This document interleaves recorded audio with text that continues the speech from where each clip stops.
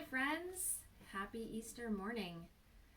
Welcome to Sermons for Saplings today. That's happening in your house, my house. I get to tell you the story this morning. First, I think that you've probably been singing some with your family and maybe you were sitting. So we're going to get our bodies ready to listen. So I'm going to have you all stand up. Can you stand up where you are? And we're going to just get a few parts of our bodies moving so we can be ready to sit and listen. Are you ready? All right, first I want you to wiggle your elbows. All right, you wiggle some elbows around. Good, good. All right, now wiggle your knees. You wiggle your knees around.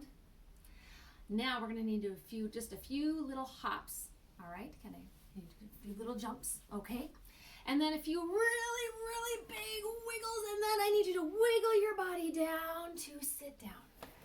You might be sitting on the floor or on a couch. I am sitting in my room where there's normally a giant pile of laundry, but I moved it just for you today. So, are you ready for the story? Now, first of all, I'd like you to put on your thinking caps for a second and remember our story from last week. Now, lately in Sermons for Saplings, you've been learning about God's people and the prophets and the messages that God was sending them. But then we jumped ahead to learn about Jesus and one of the most important parts of Jesus' life.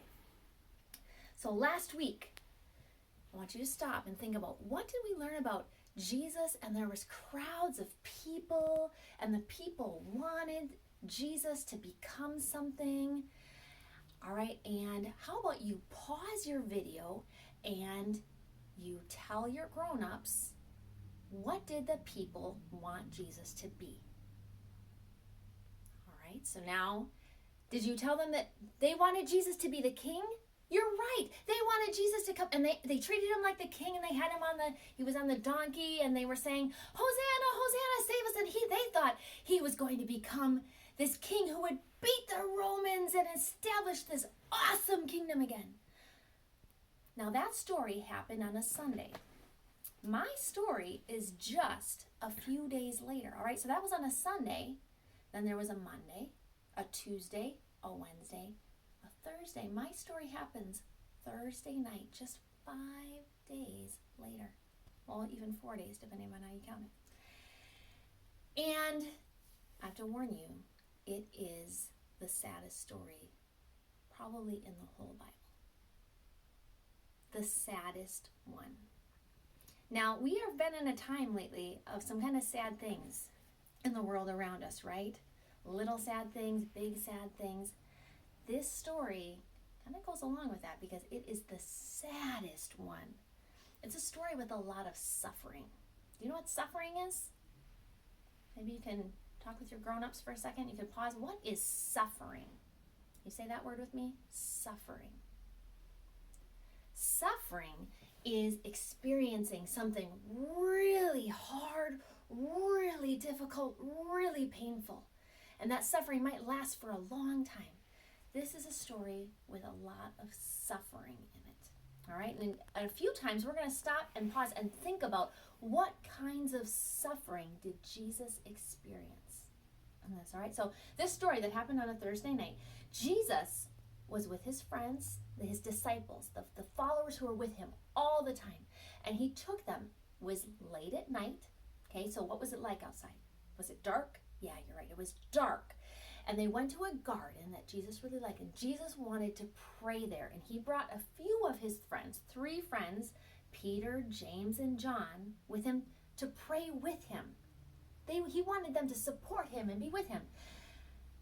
And you know what they kept doing when he was praying? I'll give you a hint. It was like this. Can you do that? Maybe I fall asleep. All right, now I need you to sit up and wake up again. They kept falling asleep. Jesus was wanting them to pray with him and to ask God for help. And they kept falling asleep. But Jesus, he was over by himself and he was so sad. So sad. Can you make a really sad face? Even sadder than that. Can you make a really sad face? even sadder than that. He was so sad. He was crying and he was praying and he was saying, Father, please, if it's possible, could you take this suffering away from me? The suffering he knew that was going to happen. He was saying, God, could we not do this? But then he said, but not what I want. I will do what you want. Jesus knew that what was going to happen next was going to be so hard and hurt so much. And he was doing it anyway. And you know what? When he was done praying, he had to go wake his friends up again. And he said, it's time. So, all right, let's stand up like we're those friends. And they walked a little ways, and then in the garden, they saw a whole crowd of people coming. Do you know what a crowd is? Is that a few people or a lot of people? You're right. A crowd is a lot of people. And at the front of that crowd was Judas. That was a friend of Jesus's, one of his disciples. And he came up and he gave Jesus a kiss on the cheek. You might think that's kind of weird, but back then, that's how friends greeted each other. They greeted, but Judas wasn't coming as a friend. Judas was coming to give Jesus over to that crowd to show that Jesus was the one. And the crowd had weapons with them, and they were angry, and they took Jesus. Now, some of Jesus's friends, they tried, and we can sit back down. They'd even tried to start fighting back, but Jesus said, no, that's not what we're going to do. And then, you know what? Because that crowd was big and mean and scary, most of Jesus's friends, they went running away in the dark.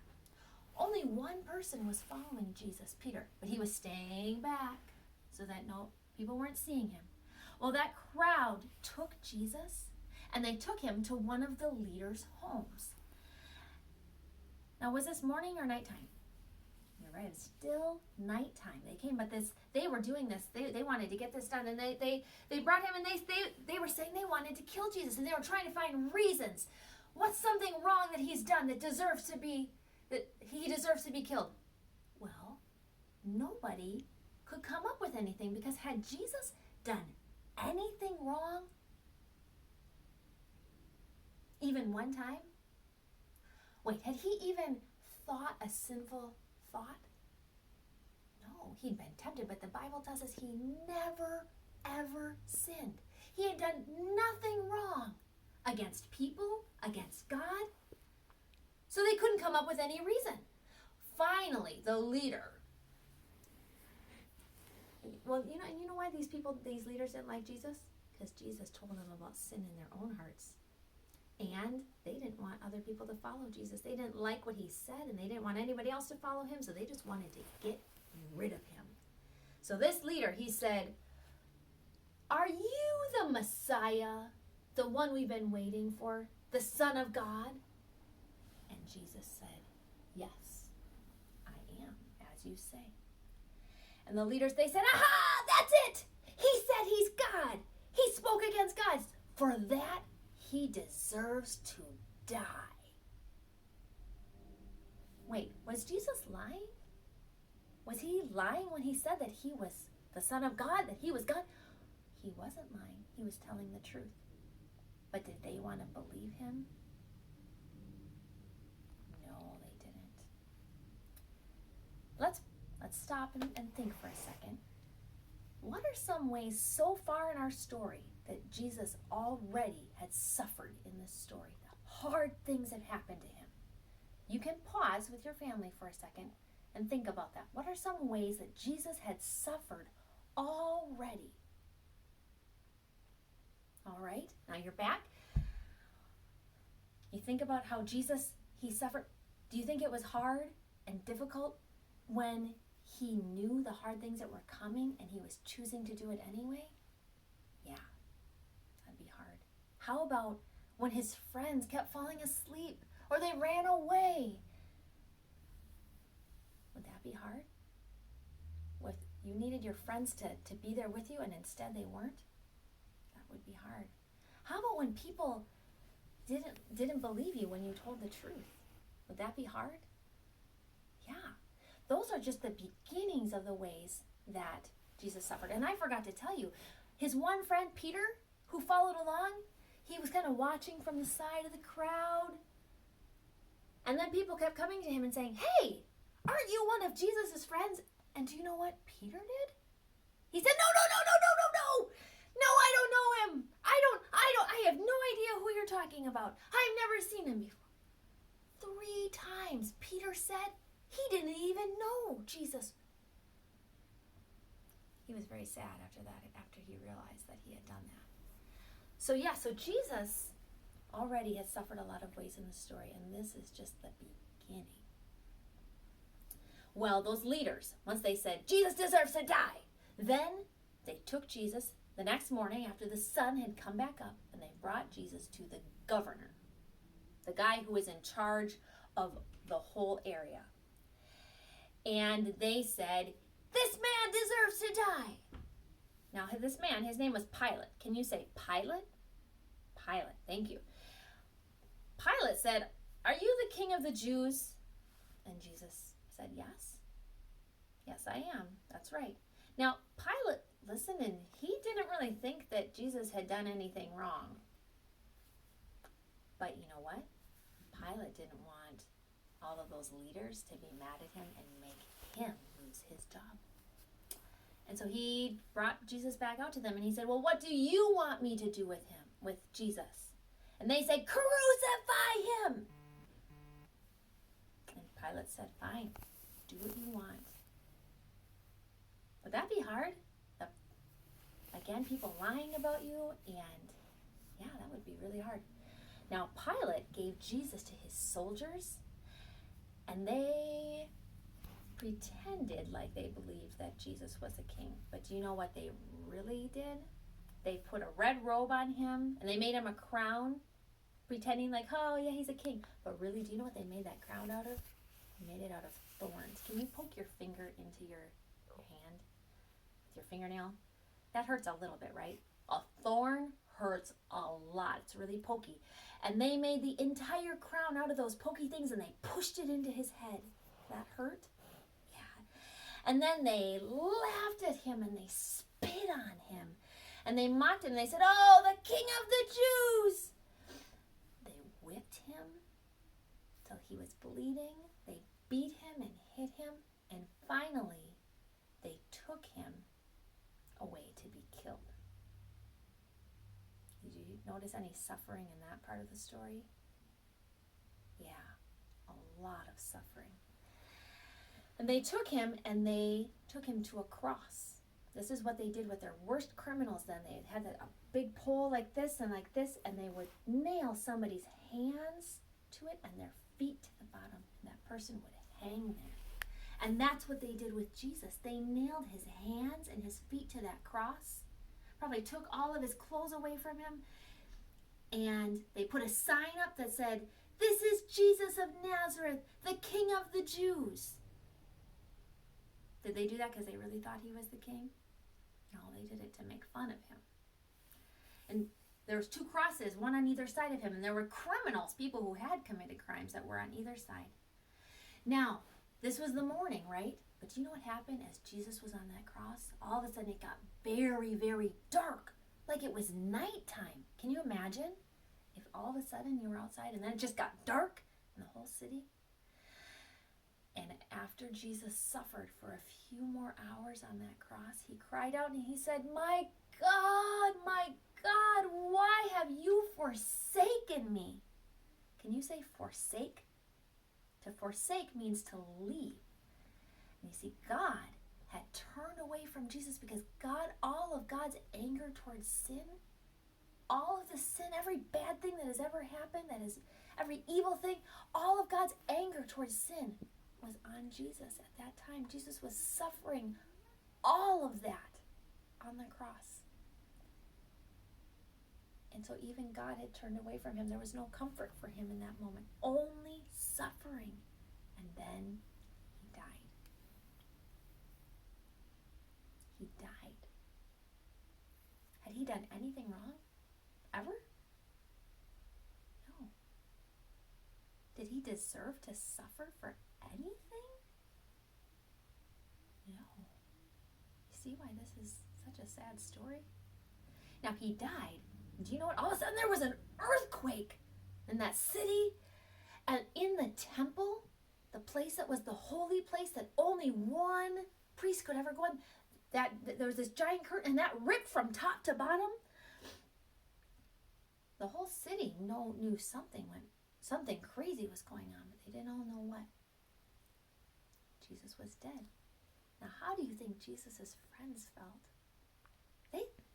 Or the people that thought he was going to be the king.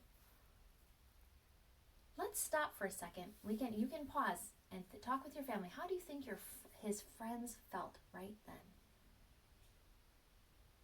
Did any of you say really, really, really sad? That's how I think I would have felt. Really sad and really confused too.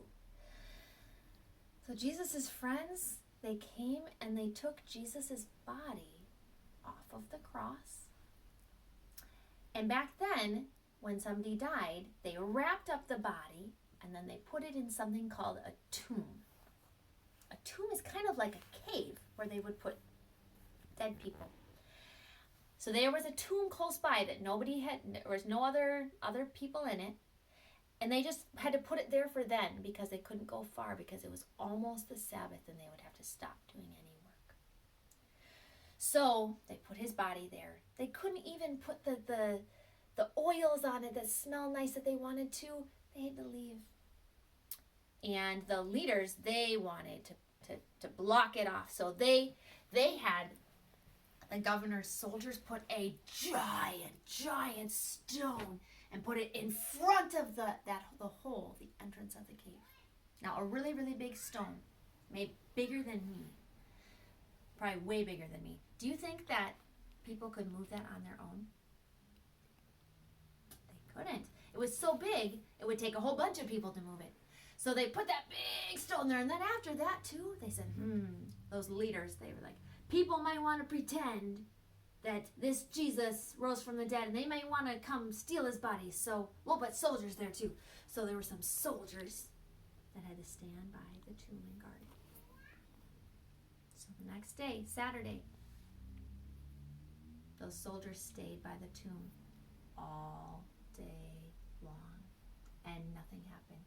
And Jesus' friends were at home feeling sad, feeling confused, wondering what was going to happen, what was going to happen to them.